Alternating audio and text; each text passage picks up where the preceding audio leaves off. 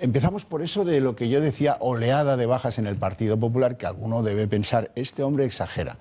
Pues no sé si será grande o pequeña, pero he visto pues algunos dirigentes de nuevas generaciones, he visto muchos particulares que han dicho, por ahí no queremos ir, a mí ya no me hace otra, me voy del partido. Quiero que vean un tuit de una persona en el distrito de Salamanca, en Madrid, que decidía darse de baja del partido por el cajoneo de la ley del aborto.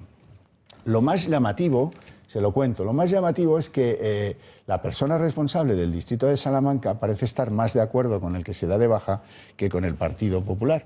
Y termina esa contestación educada, cortés, diciendo, bueno, esperemos que los acontecimientos cambien, esperemos poder volver a ser el referente moral de la derecha española y en todo caso sentimos que te des de baja, compañero.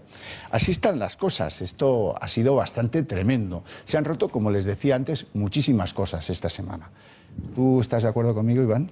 Bueno, no solo estoy de acuerdo, sino que lo hemos experimentado en carne propia. En Vox hemos tenido esta semana el mayor número de afiliados que hemos tenido jamás desde el principio. Cuando salimos al principio en enero, tuvimos una gran masa de afiliados, pero nada en los meses siguientes comparado a lo que hemos tenido en estos mismos meses, ¿no? Es sobre todo gente que se siente muy decepcionada, gente que o bien toma el aborto como un tema fundamental o bien lo toma como un tema que ya es el punto de inflexión. Se sienten engañados con muchos otros temas, de los que podemos hablar si queréis, pero este ya es la gota que colma el vaso y deciden que no pueden volver a votar a un partido que no defiende estos valores.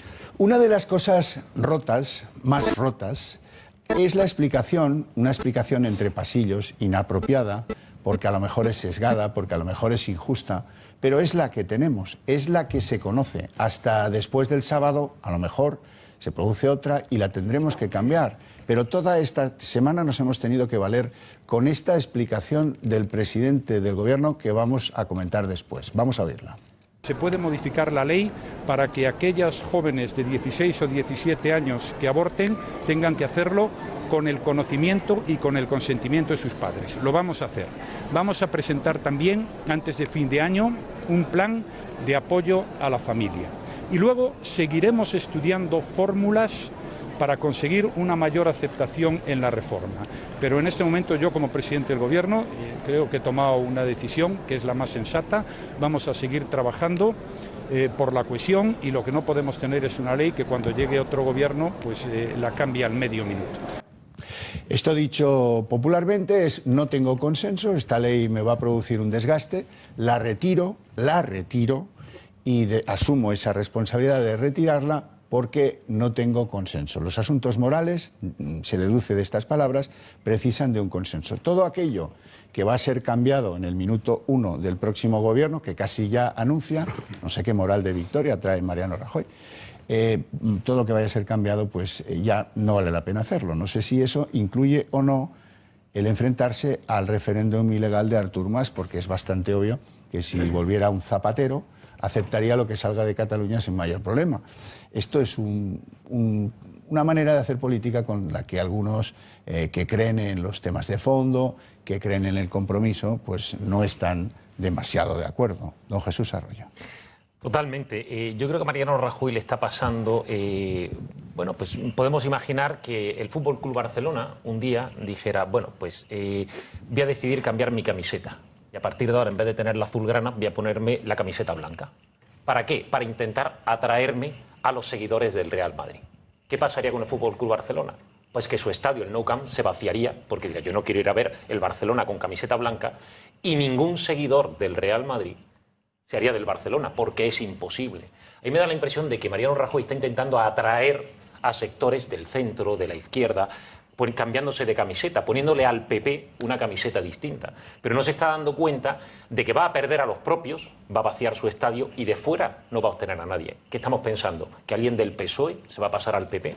Cuando las encuestas lo que dicen es que las elecciones las ganan el PP o el PSOE y las pierden sobre todo cuando dejan de votarle los suyos. Entonces ese afán de tratar de ganarse sectores más a la izquierda no sé de dónde viene, porque es imposible. Ese traspaso de votos no ocurre en España y los propios, como antes hemos dicho, le están abandonando a centenares, a miles. Por ser fieles con el correlato, tengo que decirles que cuando Mariano Rajoy decía esto, unas pocas horas antes, el ministro de Justicia, Alberto Ruiz Gallardón, asediado por los periodistas porque había adquirido el compromiso de que con el otoño la ley estaría en vigor, le decían, oiga, el otoño ha llegado, era el día que llegaba el otoño. Y entonces Alberto Ruiz Gallardón dijo, mañana, miércoles, tengo una comparecencia parlamentaria que ha pedido el Grupo de Izquierda Unida y ese es el foro en el que yo me voy a explicar sobre esto. Y luego un poco chulesco le decía al periodista, ¿de acuerdo? Y le empujaba y se iba. Bueno, pues 3 horas después de lo dicho por Rajoy, Alberto Ruiz Gallardón se embolsaba en la capucha de las lealtades, aludía a no sé qué lealtades que va a seguir manteniendo con el partido, pero hacía mutis por el foro, se marchaba del gobierno. Y esto era lo que decía, marchándose del gobierno.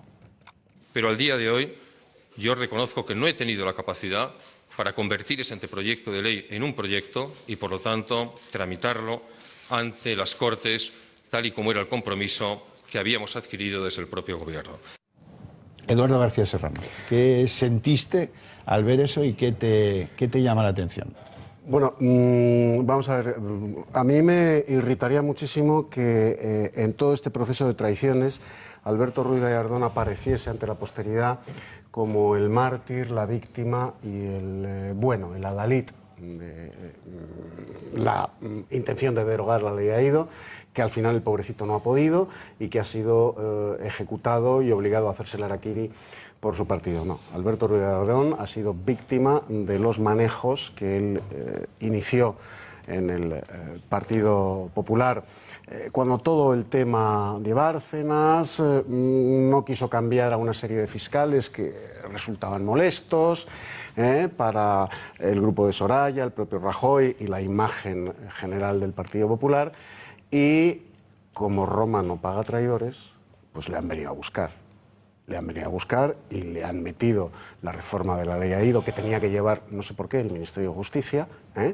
Él ha entrado al trapo y al final le han estado esperando y le han pasado la factura de lo que fue incapaz de hacer por su ambición personal política cuando estalló el tema Bárcenas. Porque vamos a ver, don Nicolás Cárdenas, aquí se podía haber dicho, vamos a intentar quitar los aspectos que hacen que esto chirríe más con la oposición, pero vamos a mantener la ley.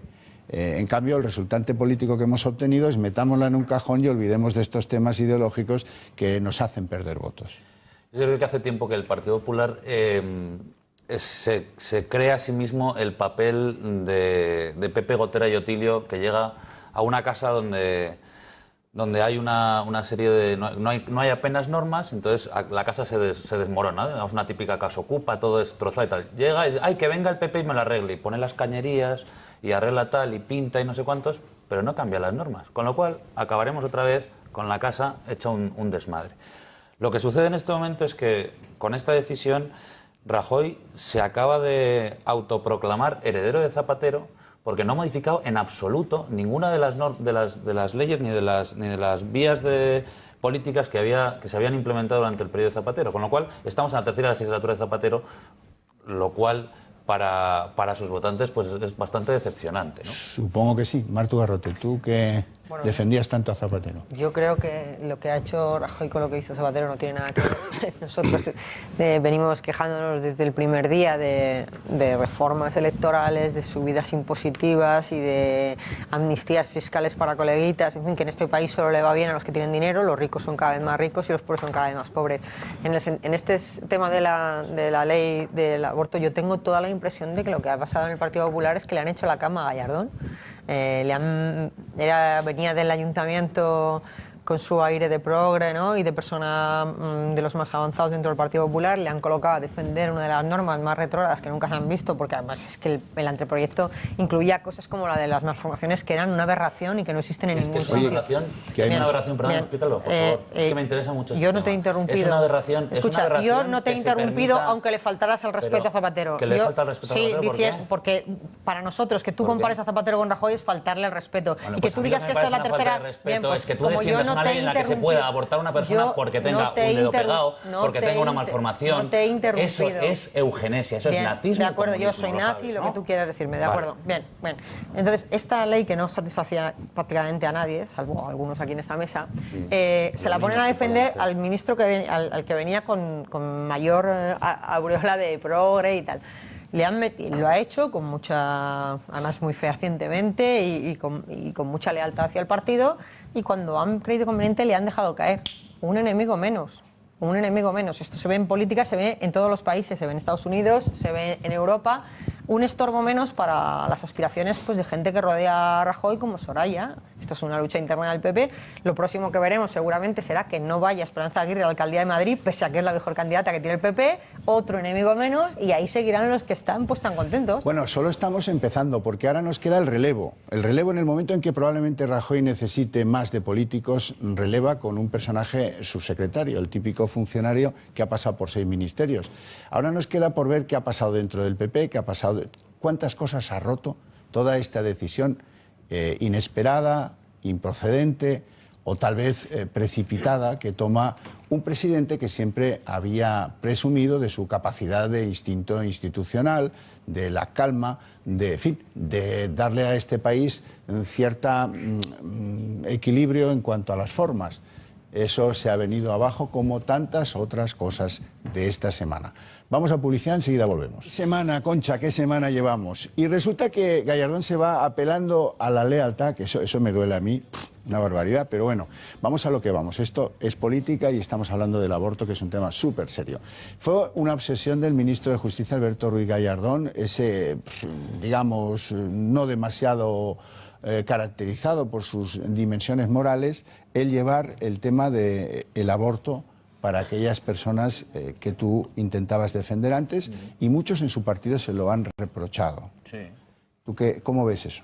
No, es que es una salvajada. Vamos a ver, ¿quién tiene el sello de calidad de la empresa que sea, estos sellos que ponen de calidad, para decir que cualquiera de nosotros somos suficientemente perfectos o suficientemente buenos o maravillosos o suficientemente lo que sea para tener derecho a nacer? ¿Quién pone ese sello? Eso es una barbaridad. O sea, yo creo que todos tenemos nuestros defectos, todos tenemos nuestras historias. Que la consecuencia siguiente a eso, y es lo que viene, es que en cuanto el ancianito está estropeadete o molesta no sé qué, se le mete la inyección y a correr. Entonces, bueno, pero esta es la segunda ecuación que dimana de aquello de nosotras parimos, nosotras decidimos, luego si nosotras decidimos, porque somos las que parimos, no queremos tener hijos con malformaciones. O sea, ¿no? yo lo que me pregunto es, ¿quién tiene la potestad para decidir? La línea no es me levanto por la mañana y quiero un hijo rubio y con los ojos azules, que no es esto, que estamos hablando de graves malformaciones incompatibles con la vida. ¿Y qué es más humano? humano?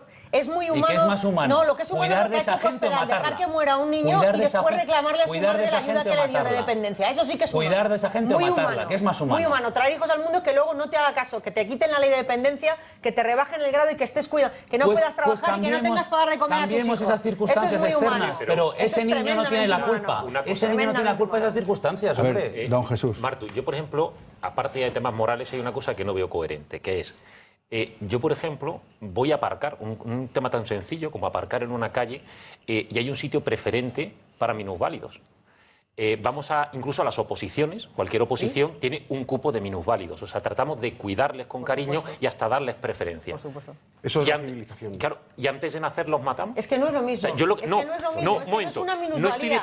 Son malformaciones incompatibles con la vida, que son Martu, cosas pero distintas. yo te pregunto, aparte de temas morales, yo te pregunto, que yo creo que hasta cierto momento no hay vida. Martu, pero insisto, sin meterme en temas morales, yo lo que no entiendo es si efectivamente el tener una malformación, una minusvalía de cara a nacer no es preferente, yo para mí sería más coherente decir, bueno, pues si han nacido van a ser los últimos de la fila, los últimos de la sociedad, etcétera. Pero no hay una coherencia en decir, antes de nacer no, después de nacer ya nos volvemos buenos y le damos preferencia. Pero que no es verdad que les demos preferencia, que hacer 4 plazas de parking en un centro comercial no es cuidar realmente de nuestro... ¿Oposiciones? Por favor, tú no vives en la realidad. No oyes a la gente que tiene que vender tapones para poderle comprar a sus hijos una sillita, un niño con parálisis cerebral que necesita una serie de sillitas especializadas. Luego, los padres tienen que hacer campañas privadas para mantener a sus hijos perfecto. porque el Estado los ha abandonado. Luego no les dejemos nacer para evitar esos costes. Me estás diciendo, ahorremos dinero. No estoy diciendo porque hay que pagarles eso que es muy ¿por qué caro? nos preocupa tanto la vida antes de nacer y tampoco después? Que no veo las manifestaciones del Génova pidiendo dependencia. Es que es al revés, Martu. Y una cosa, perdona, científicamente, ¿me puedes justificar científicamente cuándo empieza y cuándo termina? Cuando hay partenogénesis. Eso lo dicen muchos científicos. Venga, hombre. Venga, hombre. Oye, tenéis una que la carga genética está desde el primer minuto. Que tenéis una alcaldesa que dice que cada menstruación es un aborto, que lo ha dicho hoy la alcaldesa de Zamora del PP. Cada menstruación es un aborto. En fin, que estamos en el esperpento. Tendrán una alcaldesa. Tendrán una alcaldesa. No nos digas quiénes somos y quiénes dejamos de ser. Yo creo que probablemente estemos todos de acuerdo en esta mesa en que aquellas personas que han nacido y tienen malformaciones o las han adquirido con el paso del tiempo, una discapacidad por culpa de un accidente, tienen que ser especialmente protegidas por la sociedad. Yo creo que en eso estaremos de acuerdo todos. Yo creo que todos estaremos de acuerdo en que el Estado probablemente no estaremos de acuerdo en cuántas cosas debe hacer. Una persona más bien progresista pensará que tiene que hacer muchas cosas. Una persona más bien liberal pensará que tiene que hacer muy pocas cosas. Pero incluso los que somos liberales pensamos que de las pocas cosas que tiene que hacer el Estado es atender precisamente a los más débiles. A los niños, a los ancianos y, por supuesto, a los minusválidos o a aquellas personas que tienen algún tipo de malformación. Y en eso yo creo que estaremos todos de acuerdo. Por lo tanto, la acusación de que defender la vida supone no defender el apoyo a las familias que han tenido niños con discapacidad no se sostiene, porque todos estamos de acuerdo en lo mismo. Todos aquellos que tengan un niño con discapacidad deben tener especial apoyo por parte del Estado. Y eso simplemente no sucede hoy, pero no sucede hoy con el señor Rajoy y tampoco sucedía con el señor Zapatero, o no en suficiente grado. Lo que hoy sucede con una persona, una pareja, va a un hospital y le diagnostican que el niño tiene pues una malformación del tipo que sea incompatible con la vida o sea compatible con la vida, es que inmediatamente la única opción que se les da es el aborto. Es lo que inmediatamente se le ofrece. Y no se le ofrecen toda una serie de opciones adicionales que se les podía ofrecer y que el Estado debería ofrecer. Estoy de acuerdo. Eduardo, esto también creo que estaremos todos de acuerdo. Vamos a ver, Martu. La injusticia social que padecemos, que la hay, las diferencias sociales que padecemos, que las hay, la desatención social a los más débiles, cada vez más, porque las clases medias se están proletarizando, que es evidente, eso no es razón para llegar a la conclusión que tú llegas. Si yo tengo un hijo en este momento, en mi situación laboralmente lamentable, personalmente dolorosa y difícil, no tengo un sueldo, mi marido o mi pareja me ha abandonado, estoy embarazada y encima me dice el médico que probablemente el niño no venga como un efebo griego, voy a abortar. No tenemos derecho a dar vida o muerte en función de las condiciones sociales, laborales, económicas y personales a las que se va a enfrentar esa criatura. Es que yo no digo eso. Porque entonces nos convertimos, Martu, en el jefe de campo de concentración de la lista de Schindler. Es que yo no digo eso. Te perdono. Que yo no digo eso, insisto. Lo que yo te digo no, es que... Martu, no. Y lo hay, la vida, mira. el Estado, y yo no soy liberal, el Estado no es quien, ni el legislador, para decir sí o no a la vida. El derecho a la vida está por encima del Estado, por encima de los parlamentos, por encima de las legislaciones. Es el primer derecho natural. Y del derecho a la vida, Martu, del derecho a la vida, del no nacido, vienen todos los demás derechos. La diferencia entre... Todos los demás derechos. Si empezamos por atribuirnos a nosotros mismos la potestad de decir que ese niño nazca o que ese otro niño no nazca, nos estamos convirtiendo en el jefe de campo de la lista de Schindler. Es que yo lo que no te consiento es que me llames nazi, de verdad. La diferencia entre tú y yo... La diferencia entre tú y yo y otros en la mesa es en el momento en que nosotros...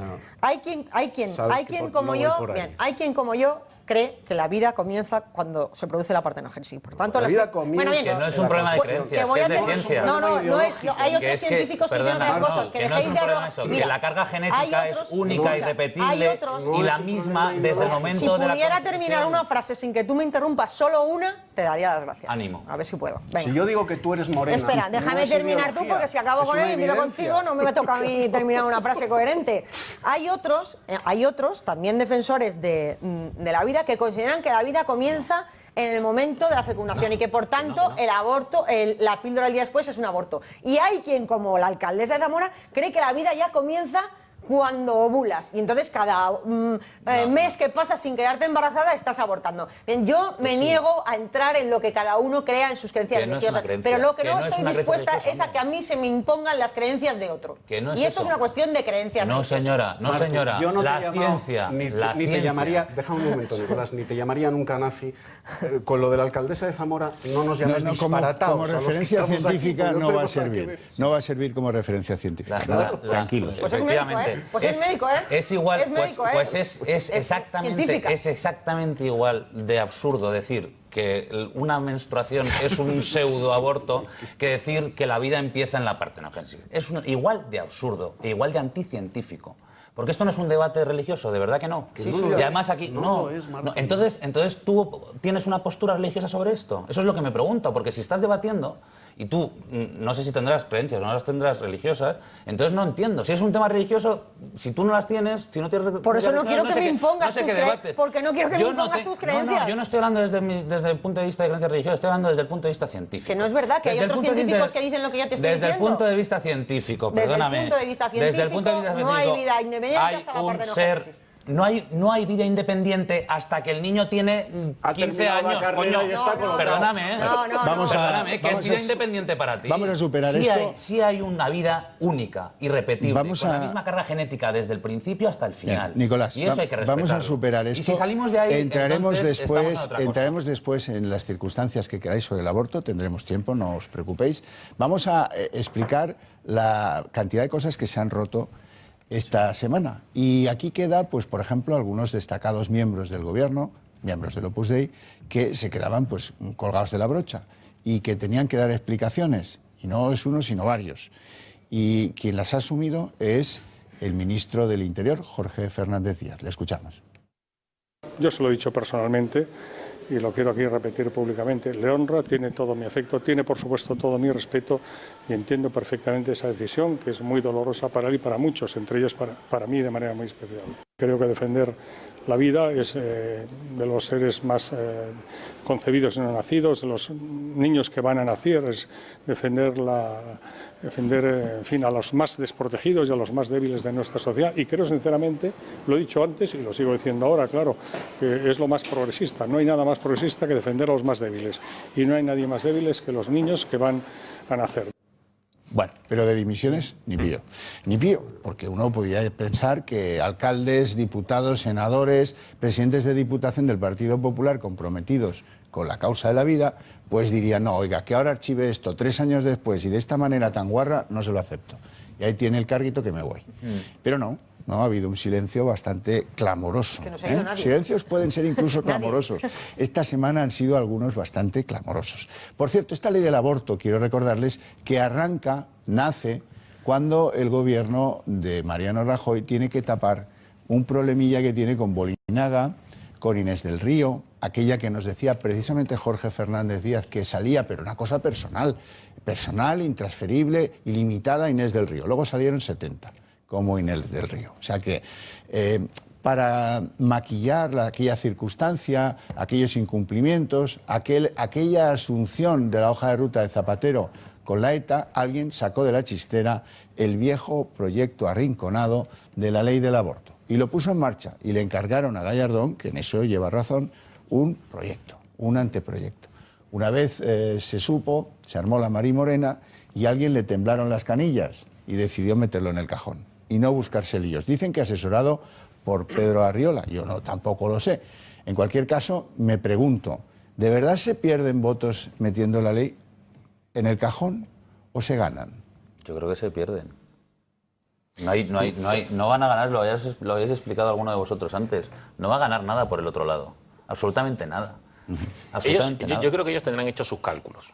Han hecho sus cálculos y al final, bueno, pues habrán hecho sus encuestas y sus historias para esto. Pero al final aquí lo que preocupa, que yo creo que por eso se están dando de baja muchos militantes del PP, es que vamos, después de oír tanto que la política está poco valorada, que hay que revalorizar la política, dicho por los mismos políticos. Entonces, al final, si todo depende de las encuestas, ¿qué valor tiene? Y lo hemos visto con el ministro del Interior, es que está muy cotizado el puesto de sillón. Está muy cotizado. O sea, algunos tímidamente protestan por esta ley, pero no se bajan del sillón. Y aquí al final lo que estamos descubriendo es que Mariano Rajoy tiene el síndrome de la madrastra de Blancanieves. que es que cada mañana necesita ir a su espejo y decir, espejito, espejito, ¿quién es el más guapo? Y el que no le diga que es el más guapo se lo carga. Y lo hemos visto con Gallardón, y lo hemos visto con Esperanza Aguirre, y lo hemos visto con todos. El que no hace de espejo de Rajoy y le dice que es el más guapo, se lo carga. Y lo hemos visto con el ministro del Interior. Yo, desde luego, oyendo esas palabras, esperaría su dimisión inmediata, si quieren revalorizar la política, que es que la política no es un sillón.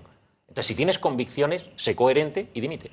Bueno, y nos quedan por ver muchas reacciones, entre ellas las de obispos, gente con voz, con autoritas en el mundo eclesial, que dice que no, que el PP les ha traicionado, pero será después de la publicidad. Se debe abortar la pobreza. Se debe abortar el paro. Se debe abortar la violencia de género. Se debe abortar el terrorismo. Pero no se debe abortar una vida.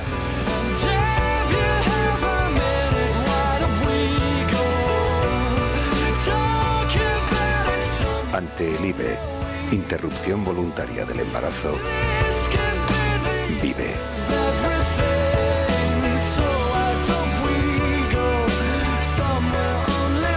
Intereconomía Televisión.